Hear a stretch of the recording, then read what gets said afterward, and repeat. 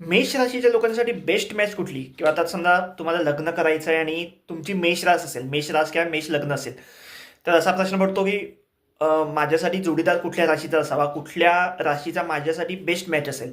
तर मेष रास असेल किंवा मेष लग्न असेल तर तुमच्यासाठी तूळ राशीचा किंवा तूळ लग्न किंवा तूळ चंद्र रास असेल तुमच्यासाठी बेस्ट मॅच असेल.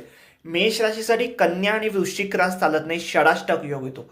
षडाष्टक याचा अर्थ मेष राशीपासून 6वी आणि 8वी राशी जी येते ती मेष राशीसाठी चालत नाही. त्याच्यामुळे मेष राशीसाठी कन्या आणि वृश्चिक रास चालत नाही. कशी चालत नाही? आता मेष राशी पहिली धरूया. मेष, वृषभ, मिथुन, कर्क, सिंह, कन्या. कन्या आली 6वी रास, म्हणून ही 6वी रास मेष राशीसाठी चालत नाही. पुढे बघूया तूळ. तूळ ही 7वी रास आली, ही मेष राशीसाठी चालते. पुढे तुळच्या पुढे वृश्चिक ही आली 8वी, म्हणून 6वी आणि 8वी म्हणजे कन्या आणि वृश्चिक ही रास मेष राशीसाठी चालत नाही. आता का चालत नाही? षडाष्टक योग याचा अर्थ होतो की मेष राशीला हे जे दोन कन्या आणि वृश्चिक राशी आहेत यांचा स्वभाव खूप विरुद्ध आहे.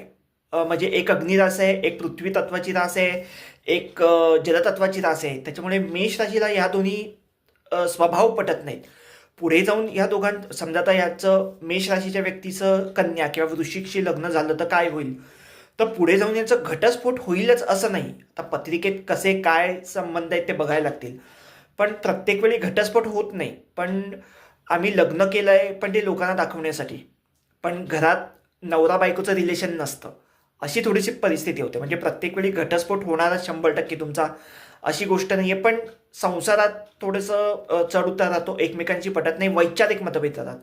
त्याच्यामुळे मेष राशीसाठी कन्या आणि वृश्चिक रास चालत नाही, तूळ चालते.